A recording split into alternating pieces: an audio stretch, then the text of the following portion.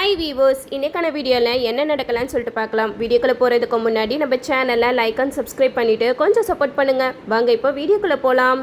நம்ம சந்திரா சிவனாண்டி இவங்க 2 பேருக்குமே தலையில் இடி விழுந்த மாதிரி இருக்கு. ஏன்னா கார்த்தி சொன்ன மாதிரியே ஆசிரமத்தை திறந்து வச்சுட்டாரு.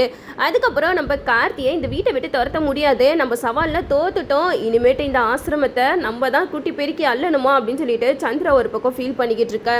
இந்த சைடு நம்ம கார்த்தி, ரேவதி, மயில் இவங்க எல்லாருமே ஃபங்க்ஷன் எல்லாம் முடிச்சுட்டு அமைச்சரெல்லாம் அமைச்சு வச்சுட்டு நம்ம சந்திரா கிட்ட தான் வராங்க.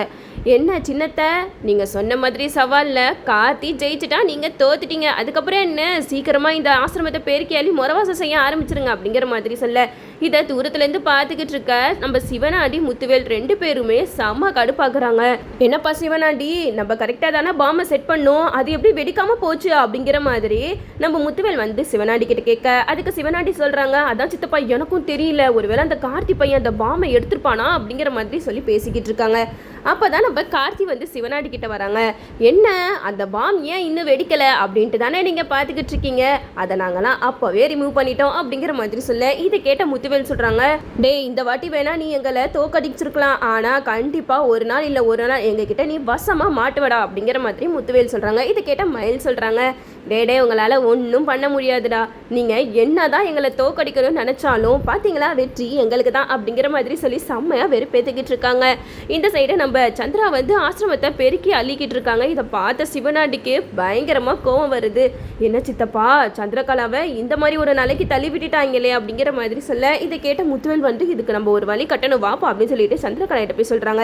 மருமகளே என்னம்மா நீ போயிட்டு இந்த ஆசிரமத்தை பெருக்கி அள்ளிக்கிட்டு இருக்கா அப்படிங்கிற மாதிரி கேட்க, அதுக்கு சந்திரா சொல்கிறாங்க, நீங்கள் 2 பேரையும் கண்ணு முன்னாடி நிற்காதீங்க, நான் செம்ம கோபத்தில் இருக்கேன், உங்களை நம்பி தானே நான் அவங்க கிட்ட சவால் விட்டேன், கடைசியில் பாருங்க எனக்கு என்ன நிலமை வந்திருக்குன்னு அப்படிங்கிற மாதிரி சொல்ல, இதை கேட்ட சிவனாண்டி சொல்கிறாங்க, இங்கே பாரு சந்திரா, நீ முதல்ல அந்த தொடப்பத்தை போடு, நீ தேவையில்லாத வேலையெல்லாம் பண்ணிக்கிட்டு இருக்காத, அடுத்து நம்ம எப்படியாவது அவனை வீட்டை விட்டு எப்படி துரத்துறதுன்னு பார்ப்போம் அப்படின்னு சொல்லிட்டு சந்திராவை கூட்டிட்டு போயிடுறாங்க. இந்த சைடு நம்ம சமுடிச்சேரியை தான் காட்டுறாங்க. சமுடிச்சேரி ஃபங்க்ஷனில் நடந்த விஷயத்தை தான் யோசிச்சு பார்த்துக்கிட்டே இருக்காங்க. அந்த டிரைவர் பையன் நல்லவனாக தான் இருக்கான், ஆனால் என்ன அவங்க குடும்பத்துக்கும் நம்மளுக்கும் ஆரம்பத்துலேருந்தே ஆகாது அந்த ஒரு பகையை தவிர அவன் மேலே எனக்கு எந்த ஒரு கோவமும் கிடையாது, என்ன பண்ணுறது என்னோட எதிரியோட பேரனா இருக்கானே அப்படிங்கிற மாதிரி சமுடிச்சேரி யோசிச்சுட்டு இருக்க. இன்னொரு பக்கம் அமைச்சர் சொன்னதெல்லாம் நம்ம சமுடிச்சேரி யோசிச்சுட்டு இருக்காங்க. இந்த காலத்தில் இப்படி ஒரு பையனை பார்க்குறதெல்லாம் ரொம்ப கஷ்டம், பெற்றவங்களை வச்சு பார்க்காத இந்த காலத்தில் இறந்து போன தான் அம்மாவுக்காக ஆசிரமம் கட்டி அங்கே அன்னதானம் போடுறதெல்லாம் எவ்வளோ பெரிய விஷயம் அப்படின்னு சொல்லிட்டு நம்ம சமுடிச்சேரி வந்து கார்த்தியோட நல்ல குணத்தை பற்றி நினச்சி பார்த்துக்கிட்டே தான் இருக்காங்க. அப்போது நம்ம ராஜராஜன் வராங்க. சமுடிச்சேரி கிட்ட கேட்குறாங்க, என்ன ஈஸ்வரி ரொம்ப தீவிரமாக யோசிச்சுட்டு இருக்க போல, அப்படி என்ன தான் யோசிக்கிறேன் என்கிட்ட சொல்ல அப்படிங்கிற மாதிரி கேட்க, இது கேட்ட சமுடிச்சேரி சொல்கிறாங்க, அதெல்லாம் உங்களுக்கு எதுக்கு, நான் எதையோ ஒன்று யோசிச்சுட்டு இருக்கேன் அப்படிங்கிற மாதிரி சொல்லிக்கிட்டு இருக்காங்க. அதுக்கு ராஜராஜன் சொல்கிறாங்க, சரி உனக்கு சொல்ல விருப்பம் இல்லைனா விட அப்படிங்கிற மாதிரி சொல்லிடுறாங்க. நம்ம சமுடிச்சேரி ரூமுக்கு போயிட்டு கார்த்தி, ரேவதி இவங்களோட ஆல்பத்தை எடுத்து பார்த்துக்கிட்டு இருக்காங்க. அப்போது நம்ம சந்திரகலா இதை பார்த்துடுறாங்க. என்னது இது, அக்கா வந்து டிரைவர் பையனோட ஆல்பத்தை எதுக்கு பார்த்துக்கிட்டு இருக்கா அப்படின்னு சொல்லிட்டு டக்குன்னு உள்ளே வராங்க. அப்போ நம்ம சந்திரகலா வந்ததுமே சாமுடிச்சேரியை அந்த ஆல்பத்தை தூக்கி ஒழிச்சு வச்சிடுறாங்க.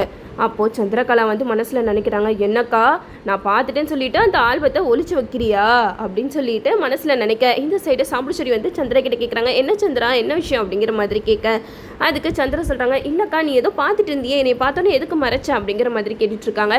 அதுக்கு சாமுடிச்சேரி சொல்கிறாங்க, அதெல்லாம் ஒன்றும் இல்லை சந்திரா, சொல்லி என்ன விஷயம் அப்படிங்கிற மாதிரி கேட்க, அதுக்கு சந்திரா சொல்கிறாங்க, சீக்கிரம் அந்த டிரைவர் பையனை இந்த வீட்டை விட்டு அனுப்புறதுக்கு வழியை பாரு, 6 மாதம் சொல்லிட்டு நாள் கடந்து போய்கிட்டே இருக்கா அப்படிங்கிற மாதிரி சொல்ல, இது கேட்டு சாமுடிச்சேரி சொல்கிறாங்க, அதுக்கான வக்கீலெல்லாம் நம்ம பார்ப்போம் சந்திரா அப்படிங்கிற மாதிரி சாதாரணமாக சொல்லிடுறாங்க. என்ன அக்கா எதுக்குமே பிடி கொடுத்து பேச மாட்டேங்கிறா, இந்த ஃபங்க்ஷனில் அந்த அமைச்சர் பேசினால அக்காவோட மனசு மாறிடுச்சுன்னு நான் நினைக்கிறேன், இப்படிப்பட்ட காலத்தில் இப்படி ஒரு பையனை பார்க்குறதுலாம் அபூர்வம் அப்படி இப்படின்னு சொல்லிட்டு அந்த கார்த்தி பையனை புகழ்ந்துட்டு வேற போயிட்டாங்க அந்த அமைச்சர், அதை நினச்சி தான் அக்கா இப்போ ஃபீல் பண்ணிக்கிட்டு இருக்கான்னு நினைக்கிறேன் அப்படிங்கிற மாதிரி சந்திரா ஒரு பக்கம் யோசிச்சுக்கிட்டு இருக்காங்க. இதெல்லாம் இப்படியே விடக்கூடாது, அக்காவுக்கு கார்த்தி மேலே ஏதோ நல்ல ஒரு அபிப்பிராயம் வந்துருச்சு தான் நினைக்கிறேன், இது இப்படியே போச்சுன்னா கடைசியில் அக்கா மனசு மாதிரி ஏற்றுக்கிட்டாலும் ஏற்றுக்குவா அப்படிங்கிற மாதிரி சந்திரா வந்து மனசில் யோசிச்சுக்கிட்டு இருக்காங்க. இந்த சைடு நம்ம ரேவதியை தான் காட்டுறாங்க. நம்ம ரேவதி திடீர்னு வாமிட் பண்ணிக்கிட்டு இருக்காங்க. என்ன ரேவதி வாமிட் பண்ணுறாளே அப்படின்னு சொல்லிட்டு எல்லாரும் ரேவதியை போயிட்டு என்னாச்சுமா அப்படின்னு சொல்லிட்டு கேட்க அதுக்கு ரேவதி சொல்கிறாங்க, எனக்கே தெரியலம்மா, ஏதோ சாப்பிட்டது ஒத்துக்கலை போல அப்படிங்கிற மாதிரி சொல்லிக்கிட்டு இருக்காங்க. அப்போ சந்திரா நினைக்கிறாங்க, என்ன வாந்தி எடுக்கிறா, ஒருவேளை இவன் மாசமாக இருக்காளா அப்படிங்கிற மாதிரி சந்திரா யோசிச்சுக்கிட்டு இருக்க. இல்லை அதெல்லாம் நடக்கவே கூடாது, கண்டிப்பாக இந்த 6 மாதத்துல இவங்க 2 பேரையும் நம்ம பிரிச்சிருவோம். இவன் மட்டும் மாசமாயிட்டானா அவ்வளவு தான், இனிமேட்டு கார்த்தி ரேவதி இவங்களை யார் நினைச்சாலும் பிரிக்க முடியாதே அப்படிங்கிற மாதிரி சந்திரா ஒரு பக்கம் யோசிச்சுக்கிட்டு இருக்காங்க.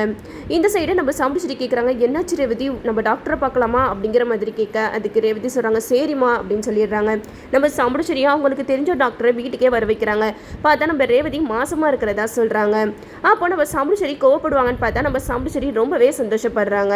இதை பார்த்துட்டு ரேவதிக்கு சந்தோஷம் தாங்கலை. அம்மா நீங்கள் உண்மையாக சந்தோஷப்படுறீங்களா அப்படிங்கிற மாதிரி கேட்க அதுக்கு சாம்பிடிச்சரி சொல்கிறாங்க, அம்மா ரேவதி நீ மாசமாக இருந்தால் எனக்கு சந்தோஷம் தானே, அப்போ கார்த்தியை ஏற்றுக்கிட்டீங்களா அப்படிங்கிற மாதிரி கேட்கும்போது சாம்பிடிச்சரி ஆமான்னு சொல்லிட்டு தலையாட்டுறாங்க. என்னடா இது எல்லாமே நல்லா தானே போய்கிட்டு இருக்கா அப்படின்னு யோசிச்சா இது எல்லாமே நம்ம சந்திரகலா கனவு காண்டிட்டு இருக்காங்க. கனவுல இருந்து எந்திரிச்சு நம்ம சந்திரகலாக்கு அப்படியே ஒரு மாதிரி படப்படன்னு ஆயிடுது. என்னடா இது, ஒருவேளை நம்ம இதை பத்தியே யோசிச்சுக்கிட்டு இருக்கனால இந்த மாதிரி கனவு வந்துடுச்சா, இல்ல கனவு வருதுன்னா சும்மா கிடையாது, ஒருவேளை நம்ம கனவுல வந்த மாதிரி உண்மையாலே நடந்துருச்சுன்னா அப்புறம் இந்த கார்த்தி இந்த வீட்டை விட்டு போகாம நிரந்தரமா இங்கே இருந்துருவானே அப்படிங்கிற மாதிரி சந்திரா ரொம்பவே பயப்படுறாங்க. அப்பதான் சாம்பிடிச்சரி கேட்குறாங்க, என்னாச்சு சந்திரா, தூங்காம இங்க என்ன பண்ணிக்கிட்டு இருக்க அப்படிங்கிற மாதிரி கேட்க அதுக்கு சந்திரா சொல்றாங்க, அக்கா எனக்கு ஒரு கெட்ட கனவு வந்துச்சுக்கா, ரேவதி பிரெக்னென்ட் ஆகிற மாதிரி நான் கனவு கண்டேன் அப்படிங்கிற மாதிரி சொல்ல இதை கேட்ட சாம்பிடிச்சரி சொல்றாங்க, அதெல்லாம் ஒருபோதும் நடக்கவே நடக்காது, நீ அதை நினைச்செல்லாம் பயந்துட்டு இருக்காத, நம்ம சொன்ன மாதிரி இந்த 6 மாசத்துல எப்படியாவது அவங்க 2 பேருக்கும் டைவர்ஸ் வாங்கி கொடுத்து ரேவதிக்கு நான் வேற கல்யாணம் பண்ணி வைக்கிறதா தான் முடிவில் இருக்கேன் அப்படிங்கிற மாதிரி சொல்லிக்கிட்டு இருக்காங்க. அப்பதான் சந்திரா யோசிக்கிறாங்க, என்னது இது, ஒரு பக்கம் என்னன்னா அந்த கார்த்தி மேல நல்ல அபிப்பிராயம் வந்த மாதிரி இவன் நடந்துக்கிறா, இன்னொரு பக்கம் இவங்க 2 பேருக்கும் டைவர்ஸ் வாங்கி கொடுக்கணுன்ற எண்ணத்துல இருக்கா, இவளை நம்பலாமா நம்பக்கூடாதானே தெரியலையே அப்படின்னு சொல்லிட்டு சந்திரா வந்து யோசிச்சுட்டு இருக்கேன். இந்த சைடு சாம்பிடிச்சரி சொல்றாங்க, இங்க பாரு சந்திரா, நீ அதை பத்தி யோசிச்சுட்டு இருக்கறனால உனக்கு கனவுலாம் இப்படி வருது, நீ போயிட்டு நிம்மதியா தூங்கு, நம்ம நினைச்ச மாதிரியே எப்படியாவது அவங்க 2 பேருக்கும் 6 மாசத்துல டைவர்ஸ் வாங்கி கொடுத்துடலாம் அப்படிங்கிற மாதிரி நம்ம சந்திரா வந்து சாம்பிடிச்சரி சொல்லி சமாதானப்படுத்துறாங்க.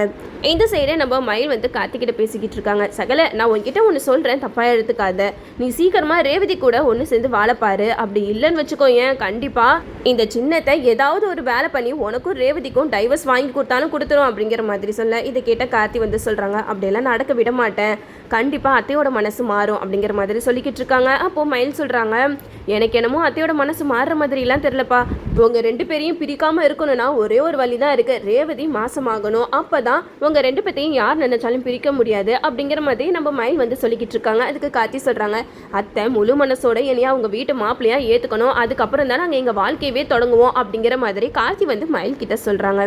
இதெல்லாம் கேட்டுட்டு நம்ம சந்திராக்கு ஒரு பயம் இன்னும் அதிகமாக ஆரம்பிக்குது. என்னது இது, நம்மளுக்கு நேற்று தான் இதை பற்றி ஒரு கனவு வந்துச்சு, இப்போ என்னன்னா இவன் வேற கார்த்திகிட்ட இப்படியெல்லாம் பேசிக்கிட்டு இருக்கான், ஒருவேளை நம்ம கனவுல நடந்த விஷயம் உண்மையாலே நடந்துருச்சுன்னா என்ன பண்ணுறது அப்படிங்கிற மாதிரி நம்ம சந்திரா வந்து பயங்கரமாக யோசிச்சுக்கிட்டு இருக்காங்க. விடக்கூடாது, எப்படியாவது கொஞ்ச நாளைக்கு ரேவதி கார்த்தி இவங்க 2 பேரையும் பிரித்து வச்சு தான் ஆகணும், அப்படி இல்லைன்னா நான் எப்போவுமே தோத்துக்கிட்டே தான் இருப்பேன் அப்படிங்கிற மாதிரி சந்திரா வந்து இவங்க 2 பேரையும் பிரிக்கிறதுக்காக வேற திட்டத்தை போட ஆரம்பிச்சிட்டாங்க.